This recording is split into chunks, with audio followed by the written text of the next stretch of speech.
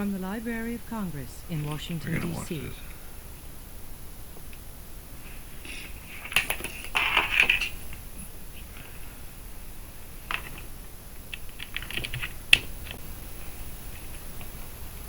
I think we're all looking forward to this superstar roundtable on congressional reform. There's two suppositions that are commonly discussed, whether you watch television talk shows or read popularly about Congress, and those are that Congress is dysfunctional and that dysfunction can be solved or remedied by congressional reform. And look at the reviews or the views. So, I don't know. And I think we're going to talk about both of those suppositions in this roundtable and possibly challenge both of them. This panel is being chaired by Matt Glassman of the Congressional Research Service, and I'm going to turn it over to him. Thanks, Colleen. I am Matt Glassman from the Congressional Research Service here at the Library of Congress, and I'm thrilled to be moderating this panel. I'm going to say a few words to frame the discussion, but first I want to introduce each of our panelists, even though I think for most of us they don't need any introductions.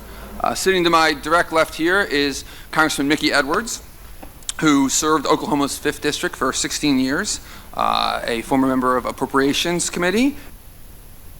Media, there are some with Congress, but only some are with Congress.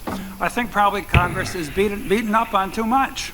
It's possibly beaten up more today than it was. I'm not sure about this, but I think maybe there's too much media beat up out there.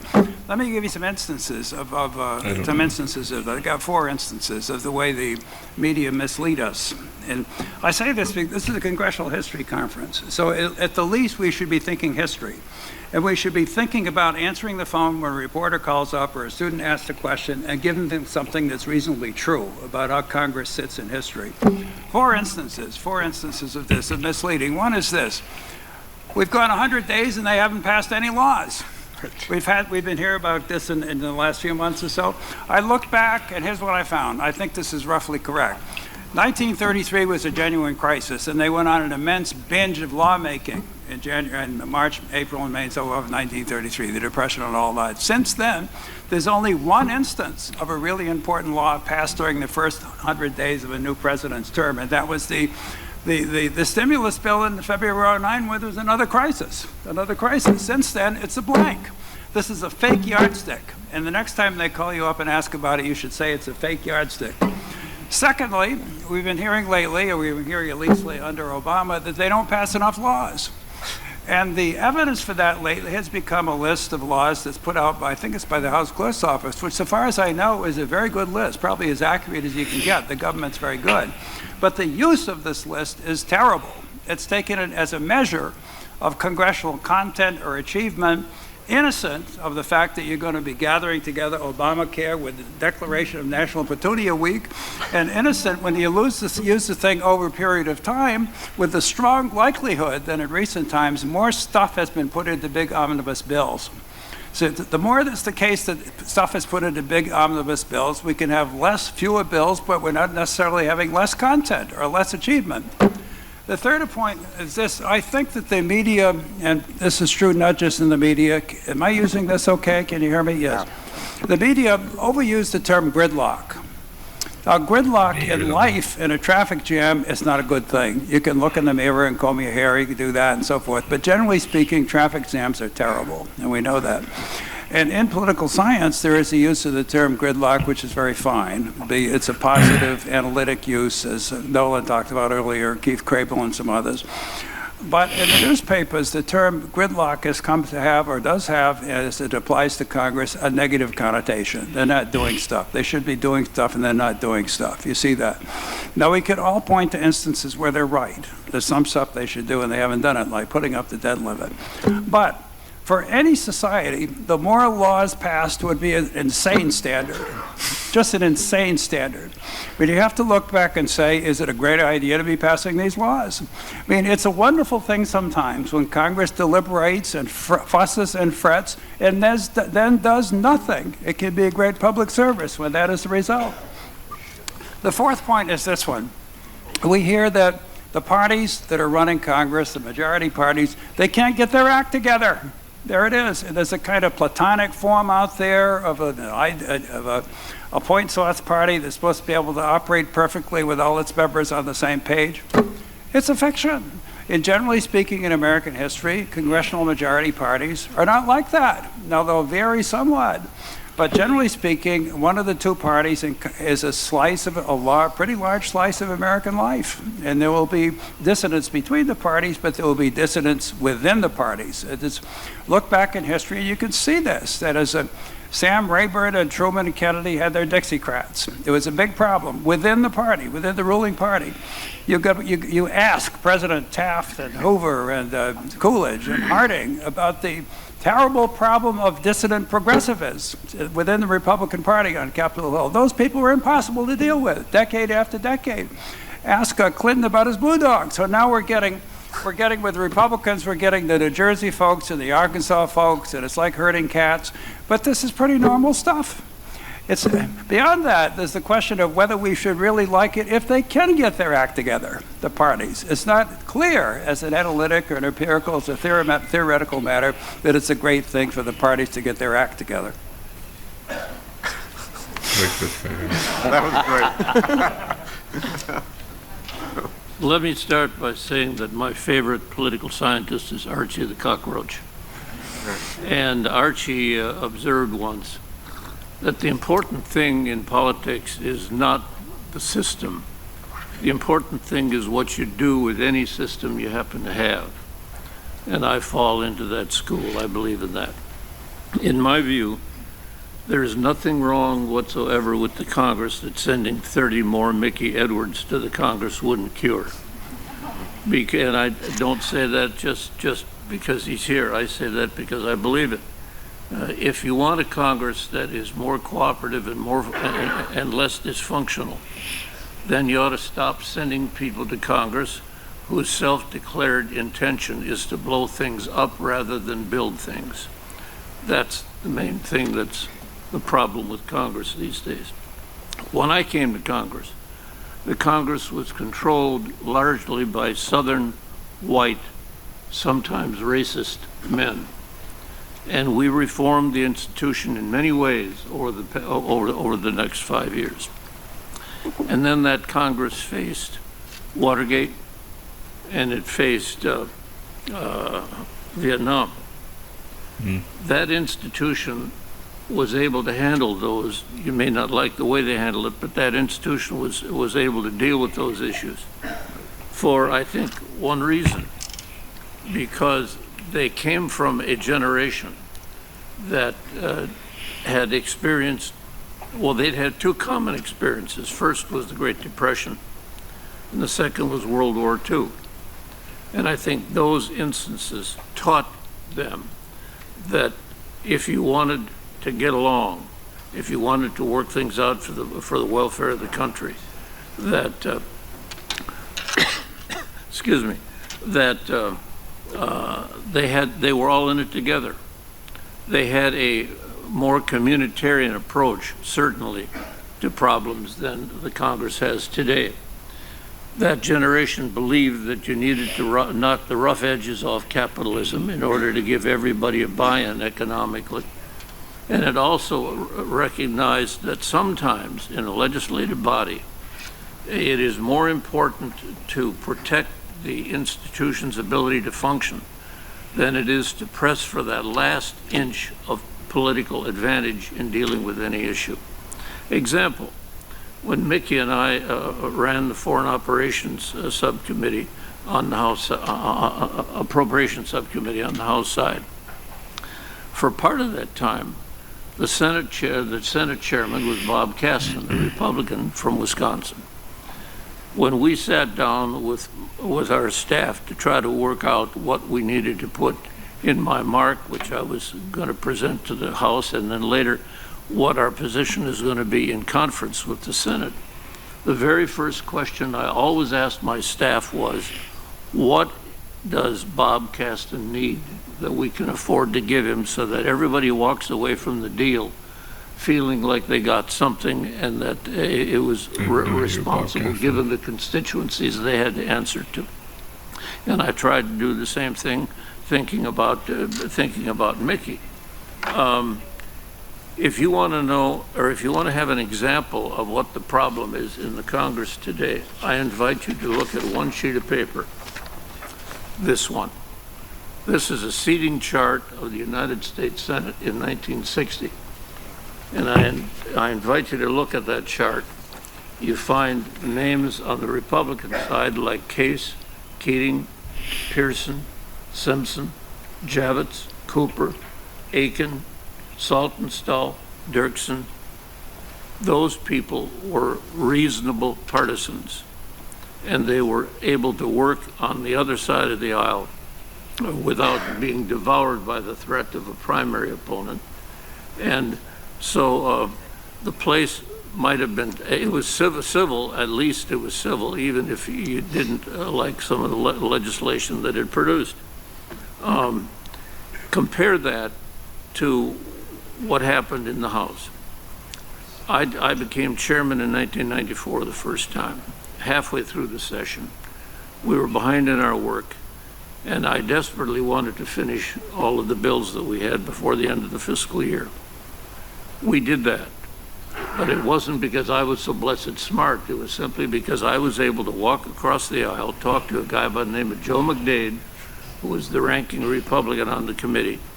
And I said to Joe, I know we'll never agree on the numbers in each of the bills for each of the programs, but at least can't we get a bipartisan mark for the 302B numbers in the budget resolution? In other words, in plain English, couldn't we agree on how many dollars would go into each subcommittee, even if we differed within that subcommittee on where the dollars would go? He did that. That's the only reason that we were able to pass all of those appropriation bills before the end of the fiscal year. Compare that to the atmosphere that Obama faced when on the night of the inauguration, you had people like Eric Cantor meeting at a restaurant in downtown Washington, pledging that they would deny Obama any victory on anything. What that meant is that they would oppose him on things even if they agreed with him. The problem you have today, my major objection to the Congress today, is that there are artificial fights that are created day after day. And so you have a fight over things that people really agree on.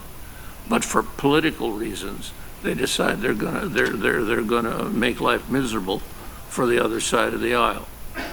That's, in my view, what has to change. No, the stimulus was mentioned. It was my responsibility to put through the House the appropriation portion of the stimulus package. And so to do that, I went to my ranking Republican on the committee, and I said, Jerry, here's roughly what we would like to do. I walked him through the 5 categories that we were looking at. And I said, we would like this to be as bipartisan as possible. Would you shop this stuff on your side of the aisle? Tell me what you'd like in the bill. Tell me what you don't want in the bill. We're not going to agree totally, but we'll try to accommodate wherever we can. He simply grinned and looked at me and said, Dave, I'm sorry. Instructions from headquarters, I can't play. So the most serious economic problem since the Great Depression, I was told that no matter what I did as chairman of the committee, they'd kick the hell out of me. And they did. That wouldn't have happened in the Congress that I came to, because I think there was a generational difference. And that older generation, while I often differed with them on substance, they had a respect for the institution, and they recognized that institutional values are sometimes more important than issue values. So that's the way I see the situation. And I would also point out, if we're going to be looking forward instead of backwards, we have an irony facing us at this point with Mr. Trump and Speaker Ryan. The hope expressed in a lot of newspaper stories in this town for a couple of months had been that while Trump is off the reservation, he's got his own run-amok agenda, but as a practical matter, we've got to rely on people like Paul Ryan to moderate what Trump does. In fact, in some ways, I think it's just the opposite. If Trump had, on health care, if he had stuck to the kind of health care bill that he had told the American people he would pass, he'd already have it through both houses. Because what he said on the campaign trail did not overreach in terms of savaging the base bill. But instead, because of internal caucus pressures, Ryan insisted on going much further than Trump and attacking the basic safety net aspects of that health care bill. And that's I think, going to be a very interesting process to watch, because it means that Trump initially ran his campaign against the establishment of his own party, but in the end, he will be the instrument by which that party establishment tries to deliver what is on their minds in economic terms, and that is going after Medicaid and Medicare. They want that so badly they salivate.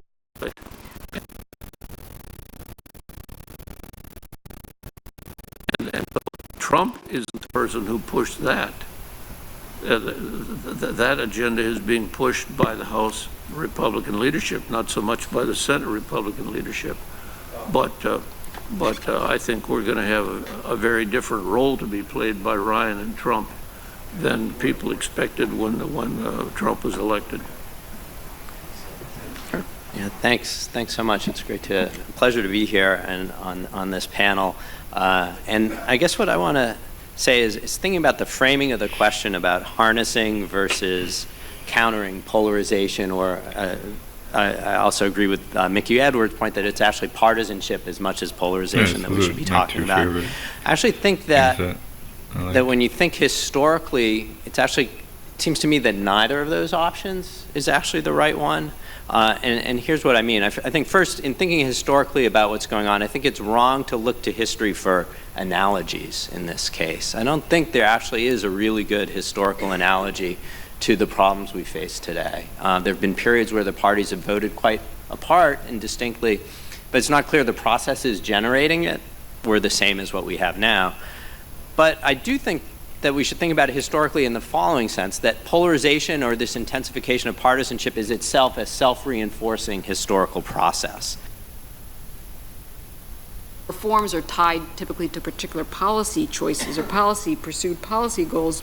Even the most well-intentioned reforms, it's very hard to fine-tune reforms to get the outcomes that you want. Compounded by the difficulty is that the rules and practices, but rules here in this case, last, of course, far longer than the coalitions that put them into place. The two that I have in mind are, first of all, redistricting. My state is a good example, and I would urge you to watch that suit that is now working its way up to the Supreme Court. It's really interesting. It's a suit from on Wisconsin's legislative redistricting. But in Wisconsin, 2 elections ago, Charles Sumner and slavery, or you take Robert La Follette with this, that, or another. It's not as if they were speaking for a consensus. They were out there. And there's a certain similarity to folks like Bernie Sanders, who spends a day on the Senate floor, or Ted Cruz, who spends a day on the Senate floor making some kind of case. The Senate is still there to engage in that kind of what? Public mobilization. It's there. Yeah, I think it's there, but I think the problem is you always had members who did that could be lumped in or seen as partisans, but you also had, and so that this statement would be reported as such, you had a greater share of, I think, counter. You think about La Follette, La Follette is the progressive Republican taking on his own party, right? And we don't have the equivalent of that in the same way, I think, now. And I do think that I think the media point, though, is important in terms of the reinforcement of incentives. You know, the problem is that if you think of, I think it's not about the goodwill or the principles of the individual members. It's a matter of, you know, can I do this and will it work? And as long as you have a media universe that's bifurcated in this way or fragmented in this way, makes it much harder for a member to see the reward and effectiveness in taking a kind of counter stereotypical bold stand as opposed to taking the bold stand that just reinforces the line.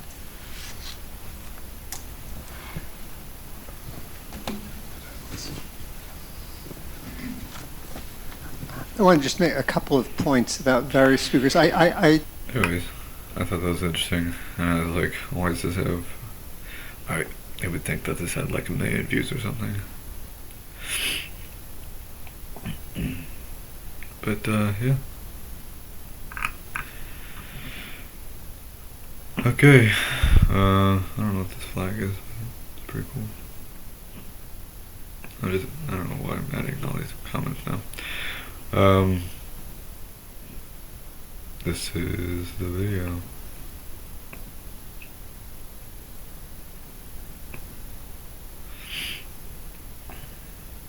Oh, please, guys. We have. So Wilson, and is not the only one, who thought that the separation of parties system was outmoded. I think that the current domination, the system of domination of our parties, of our politics, our elections, and our internal governance of Congress is outmoded. It's outdated. It's a relic of the past. We don't do anything in our lives. We don't run anything in our lives by dividing into two rival clubs to fight it out as though they were rival football teams, except for the way we run the Congress. And that's what we reward. We have a party primary system that rewards intransigence. We have the sore loser laws that allow party ideologues to determine who can be on the ballot in November. We're paying for that price. And I think 20 years from now, over 50% of Americans are going to be registered as independents, and they're going to look back and say, oh, there was a time when people thought everything should be a fight between Party A and Party B, and they're going to wonder what were we thinking when we tried to govern our country that way. So that's one of the problems that I see. And I think the second problem, the other one I'll mention, is that among the members of Congress that I observed today, are too many who don't understand what the role of Congress is. They don't understand Article 1. They don't know what their powers and responsibilities are. Too many refer to the executive as the boss, or act as though the president is the boss and it's their job to carry out his agenda. The news media reports all the time about whether or not the party in control is going to be able to carry out the president's agenda. So unless, given the current system, unless we are able to get a Congress that not only has the capacity to do the job that... Anyways. That's, yeah, again, I saw this, I was like, how the fuck does this only have, like, less than 1,000 views, you know? Like in this video, not anything else. Oh, I don't. Well then, I do. I don't know, let me see. I guess that is a sort of good point here. I'll admit it.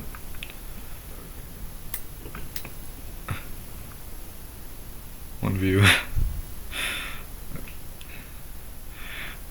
And again, it's not to like, it's not clickbait, or I'm not like saying, oh, you know, my clickbaity video didn't work or something. Like, this is like an actual concern, and like, you know, so